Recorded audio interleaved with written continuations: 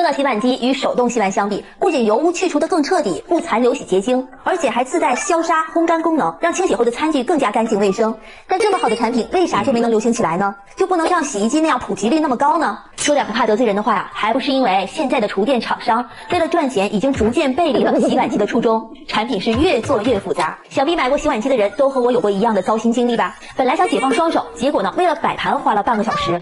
本来想方便爸妈，结果操作太复杂，导致他们用了2次就不想再用了。关键的是啊，这些机器还越来越贵，各种花里胡哨的附加功能，什么母婴洗、冷水洗，又是 app 操控，除了消毒功能，再给你套一个重复的除菌功能。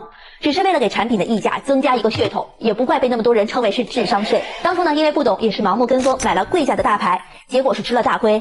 其实呢，选购洗碗机真的没有那么复杂。作为换过3台洗碗机的家居博主啊，给大家说点选购干货。买洗碗机就看这4点就足够了。1看容量够不够大，这个不难理解吧？就是安装空间允许，在功能差异不大的情况下，洗碗机的容量能买多大买多大，千万别顾虑什么废水问题。现在呢，只要是品牌的洗碗机，基本上都可以实现分层洗。为啥要买大不买小呢？因为你要知道啊，不管你家几口人，做饭的时候除了碗碟，总还有锅盆吧。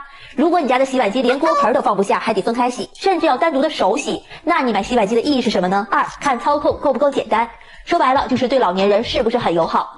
像现在很多年轻人为了表孝心，给父母买了很高级的滚筒洗衣机，光是按键和洗涤程序就10几20个，结果导致老人不会用也不敢用，生怕操作不当用坏了。所以呢，咱买洗碗机一定要认准那种操作简单的，就是一键就能实现清洗全流程的，这样才够省心。3看喷淋方式，洗碗机的喷淋系统啊，决定了是不是能够做到全方位、无死角、彻底的清洁。所以啊，这个喷淋壁一定是越多越好，能选3个的就不选2个的，能选上中下3层设计的就不选只有上下2层设计的。4看烘干方式，目前呢，主流洗碗机的烘干方式就是热风烘干和自动开门烘干2种。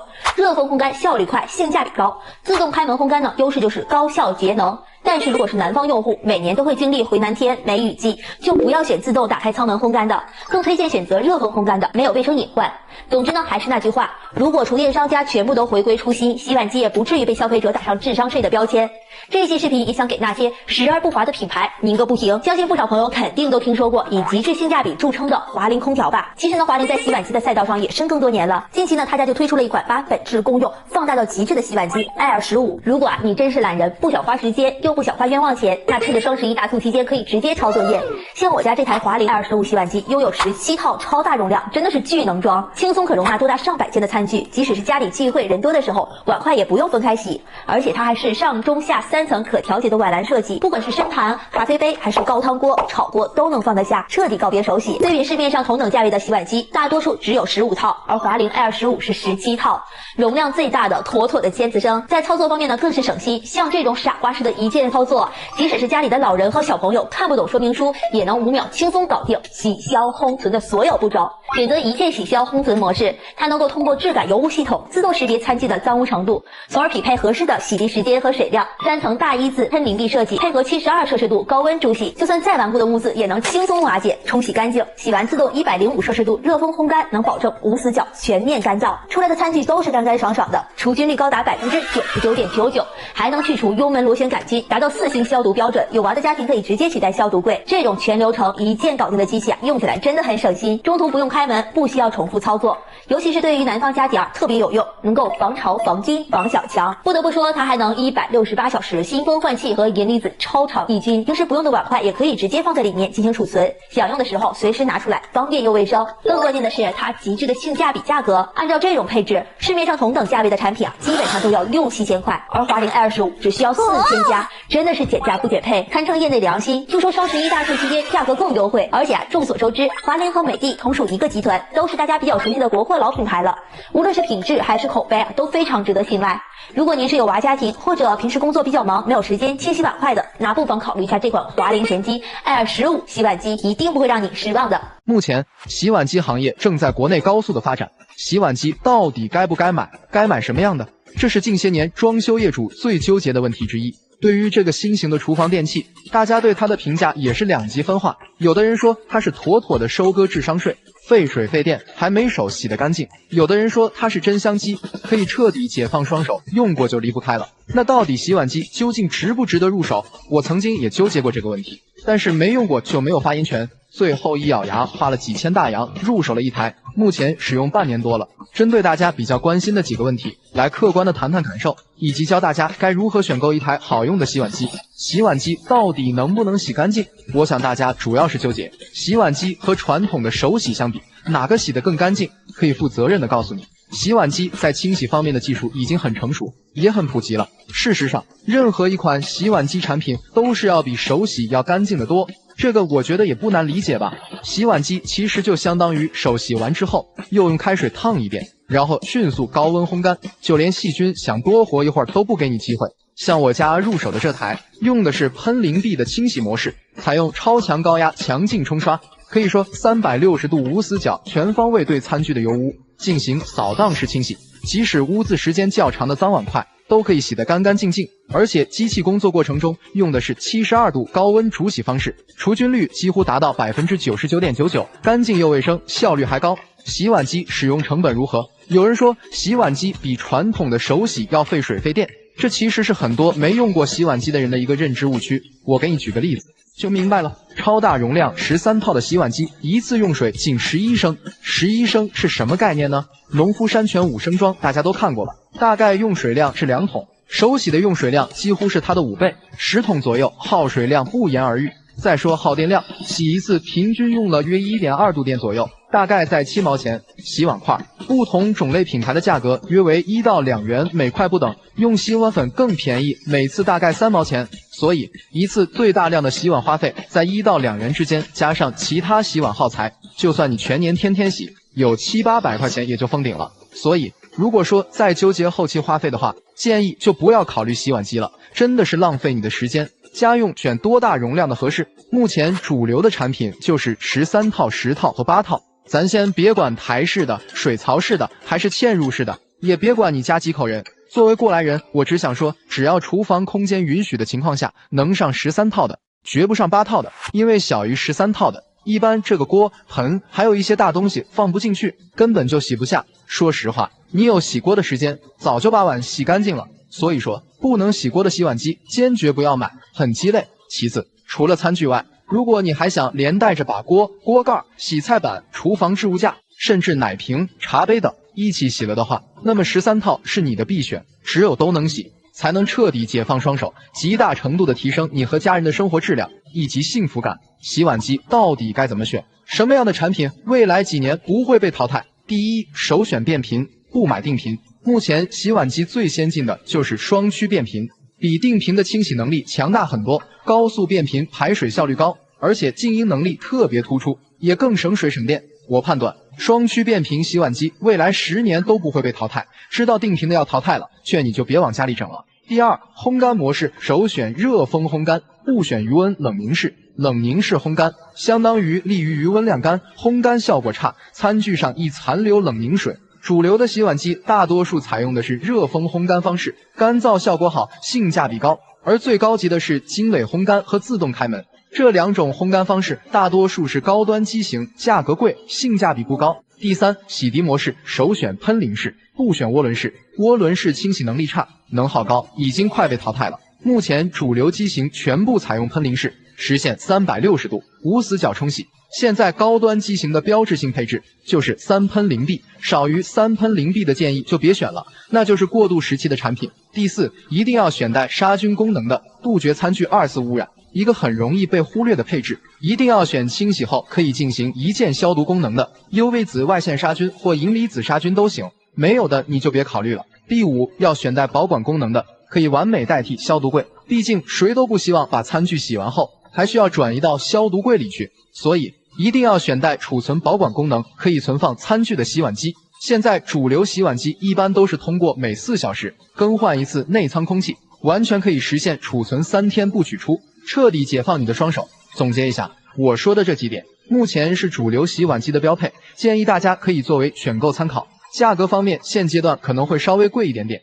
但是也总比你买过过渡时期的产品没用几年很快就过时了，被淘汰了，性价比高很多吧。说在最后，总之希望看完这个视频别再问洗碗机到底好用吗这种愚蠢的问题了。洗碗机一方面可以解决家庭矛盾，彻底解放双手，另一方面洗涤更具安全感，自带烘干功能，防止细菌滋生。我觉得但凡只要家里要做饭的，都是真心推荐。而且洗碗机随着技术升级，功能越来越完善，价格也更亲民，还是值得入手的。燃气灶是我们生活中必不可少的烧菜工具，相信大家对它的使用上并不陌生，但是对于选购方面的知识还存在很多不了解的地方。而对于热负荷、热效率以及精火调节这些专业名词，更是一知半解。尤其现在市面上的燃气灶价格方面差异很大，有的卖几百元，有的卖几千元，这更让消费者困扰。很多人不清楚500元的燃气灶和2、3千元的燃气灶什么区别，到底有没有必要买贵的？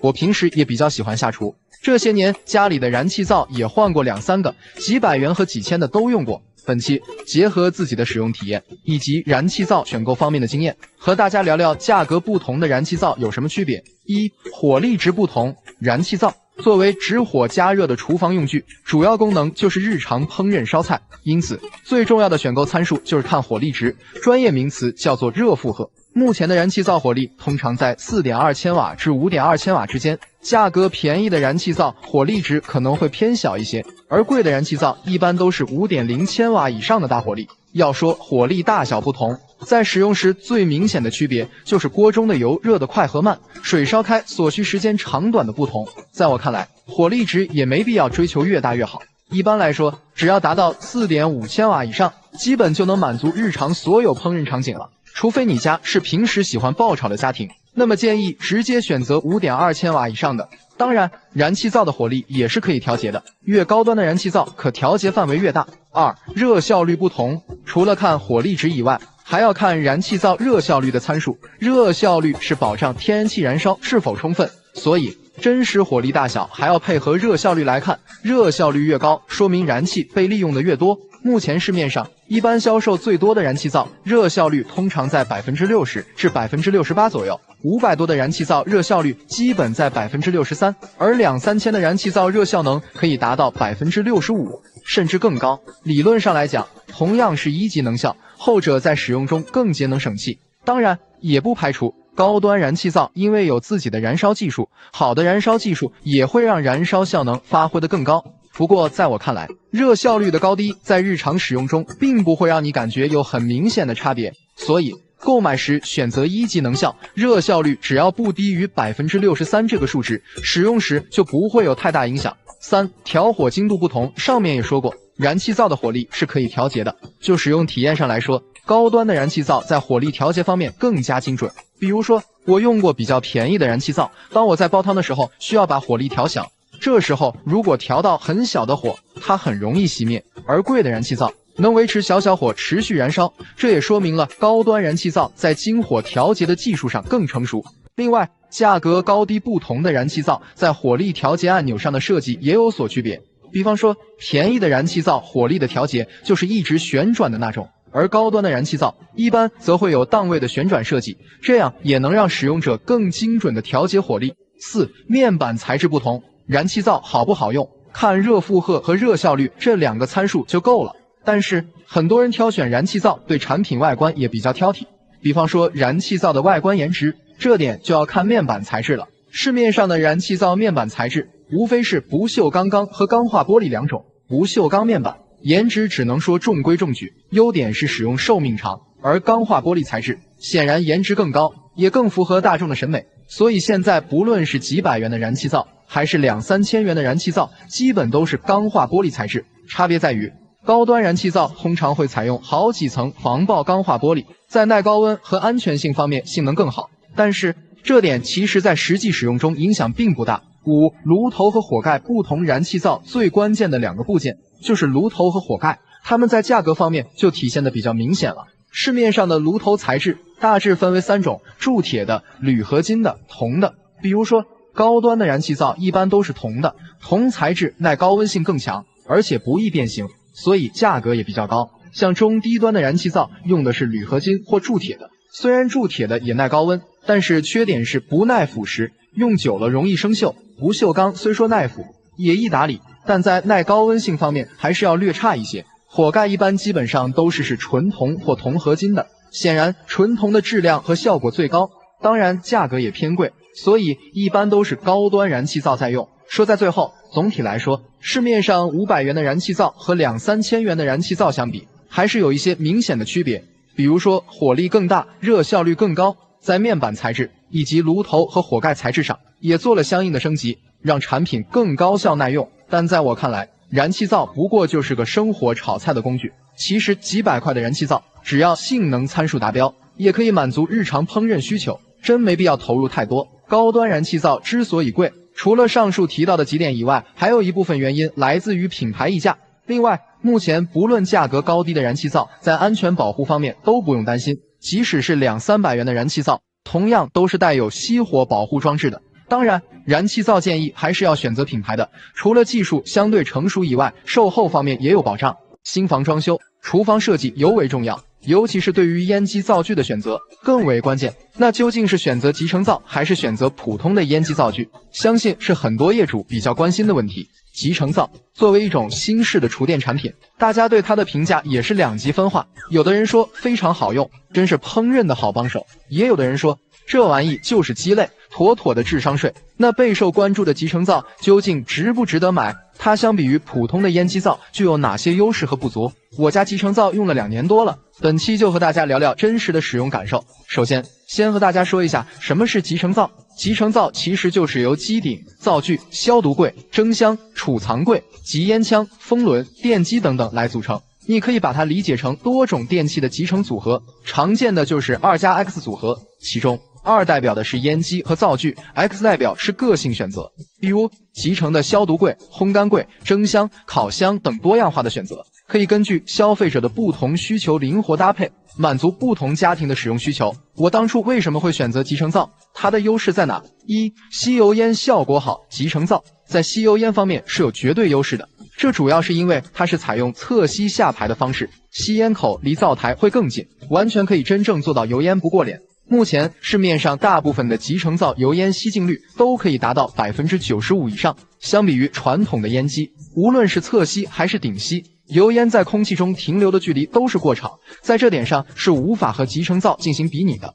我家2年使用下来，虽然没有进行专业的检测，但做饭时的油烟明显变少了。2、更节省空间。不知道大家有没有发现，现在的新房户型一般都是大客厅、小厨房，我家也不例外。因为厨房比较小，所以对于厨房设计如何利用好空间就变得尤为重要。集成灶的特点是不占用吊柜的空间，比传统烟机能多出1米吊柜的储藏空间。第2点就是它的集成功能不需要再单独购置所需电器，比如我家的这款，除了烟机灶具外，还具备蒸烤和消毒功能，满足实用性的同时，更大程度的节省我家厨房的空间。3、颜值高，档次高。集成灶还有一点比较吸引我的，就是颜值颇高。它是把烟机、灶具组合成一体机，所以在外观设计上更好看，给人一种高端大气的感觉。尤其是在厨房设计上，和橱柜搭在一起，整体性更好，也一定程度的提升了厨房的装修档次。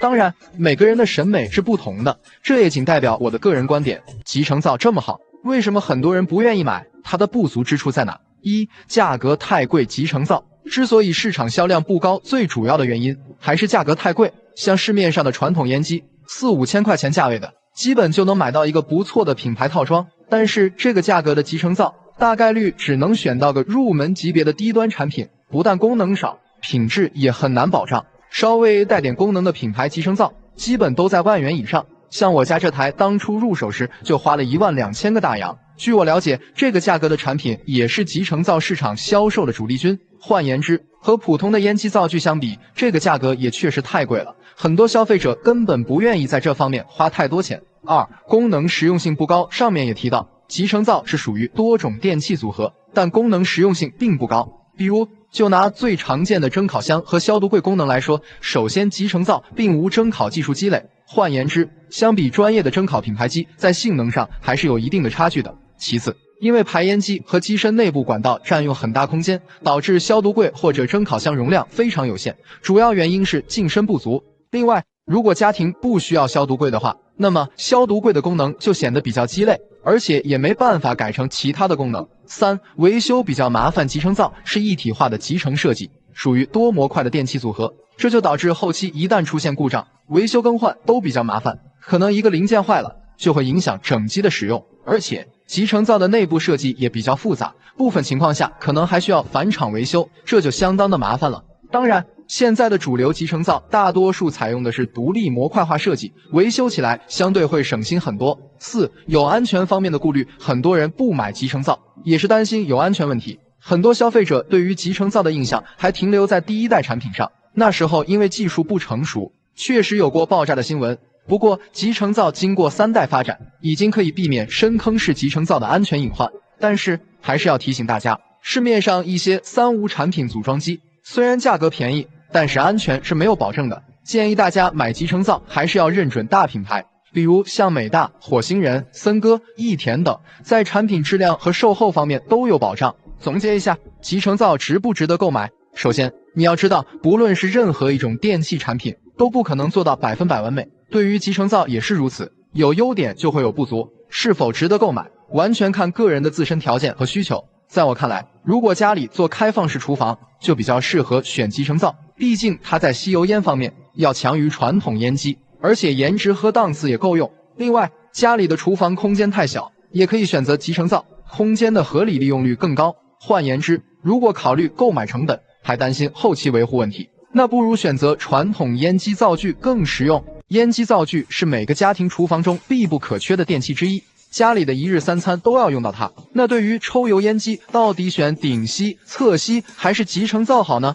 这个问题让无数人纠结。小东最近家里的房子因为住的年头久了，打算翻修一下，目前正好装修到厨房阶段，也正打算换一台烟机。面对3种不同类型的烟机，也是一时拿不定主意。碰巧家里的一个亲戚正好在当地的一个大商场里做厨房电器销售的，已经工作5、6年了。经他手里卖出的烟机灶具怎么也得有上百台了。我前几天特意跑去他那认真学习了一下，希望看完能解决你的选择困难症，为选择哪种烟机时不再犯难。1. 集成灶，很多人都说集成灶排烟效果好，而且很多产品还自带蒸烤、消毒功能，一机多用，是不是现在销量比传统烟机好？他告诉我说，目前很多大牌集成灶油烟吸净率几乎可达到99%极限指标，主打的就是排烟效果好。多数人选择它也是看中了这一点，但仔细对比分析一下，其实并不是大家想的那么简单。因为集成灶采用的是静吸侧排，所以它对蒸、煮、炖、小炒这些有规律的，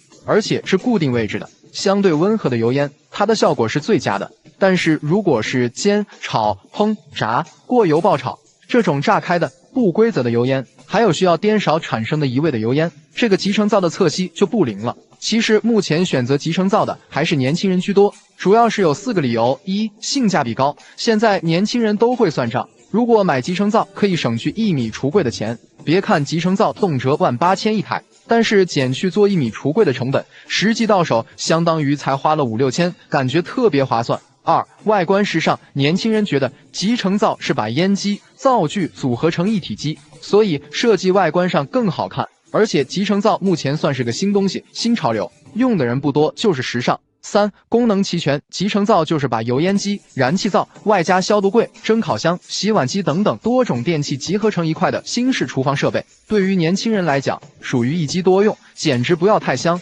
4. 节省空间，集成灶相对于传统烟机不需要占用橱柜上柜的空间，而且把其他需要橱柜的电器整合到一起，说可以节省厨房至少40%的空间，一点不夸张。那么既然集成灶这么好，为什么还有人买传统烟机呢？他介绍说，对于不愿意选集成灶的人，基本都有2大顾虑。第一就是安全性，一部分人顾虑集成灶不安全，会有爆炸的可能，担心集成灶抽烟口离这个灶台太近，会有这个火苗吸入机体的风险。其实集成灶爆炸仅仅是玻璃面板裂了而已，并非产生明火的爆炸。而且现在2代、3代的集成灶工作时是采用油水分离，油烟下排根本不会引起火灾，安全还是有很高的保障的。第二就是后期维修，客观的说，集成灶维修难度大，成本高是个事实。因为集成灶属于集成一体机，其中的一个零部件损坏就会直接影响到整机的使用，不像传统分体机，烟机和灶具都可以单独更换。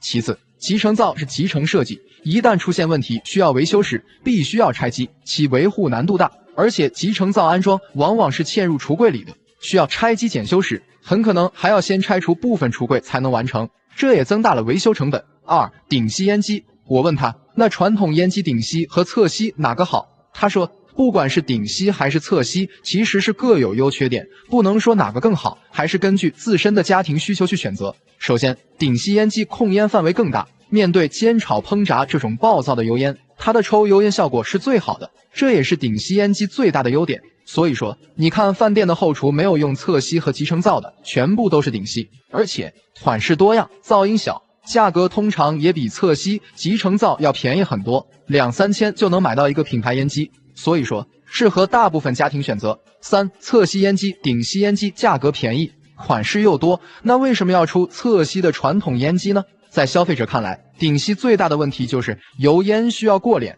这个饱受诟病。侧烯就是完美的解决这个问题。其次，对于顶烯烟机有不滴油、不碰头的优势，所以这几点是大部分人选择侧烯的理由。其实，顶烯烟机和集成灶都属于净烯侧排，它俩的排烟效果看起来都差不多，对于温和的油烟比较擅长。传统烟机之所以要出这个侧烯产品，主要是来弥补这个细分市场的不足，说白了就是对标集成灶的，用来抵消这个侧烯的优势。侧烯烟机看起来很完美，其实缺点也很明显，比如噪音大、价格贵，而且离灶台比较近，在烹饪的过程中更容易溅上油渍，后期清洁起来特别费事。最后给大家总结一下，其实顶烯、侧烯还有集成灶在抽油烟的效果上都不算完美，集成灶和侧烯相同，适合那种固定位置的温和油烟，坦白讲更适合那种不是特别会做菜的人。顶烯烟机它可以胜任高强烹饪产生的油烟，所以是厨房高手必备。其次，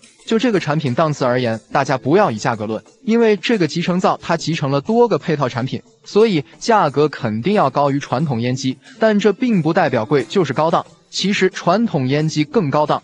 不信你打听一下，你看住别墅的哪有几家用集成灶的？集成灶更时尚，功能多，适合不经常做饭的年轻人，这是肯定的。至于侧烯呢，实质上就是传统烟机厂家被迫出的一个产品去打集成灶的，它既比不了顶烯烟机的控油烟的能力，又没有集成灶节省空间，性价比实在不高。当你真正懂烟机的时候，你肯定不会选侧烯的。提起近些年最火的话题，那绕不开的就是消费降级，就连过去无人问津的07食品，如今都成为了日常消费品的主流。现在如何省钱还能不降低生活品质，成为了很多国人的追求。其实有时候买东西不是它太贵，而是你没搜对关键词。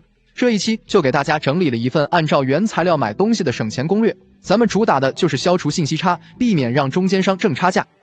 买爆炸盐就搜过碳酸钠爆炸盐，都听过吧？凭借极强的去污渍能力，近年来在网上卖的风生水起。但实话实说，一桶装的价格也要30-40块，对于普通家庭来说还是有些小贵。于是有细心的网友发现，这玩意的主要成分其实就是过碳酸钠。去买散装的过碳酸钠，1000克包装的才不到10块钱，价格便宜到你都不敢想。用它去代替爆炸盐洗衣服、洗鞋、洗抹布，清洁效果一点不减，主打的就是省钱还好用。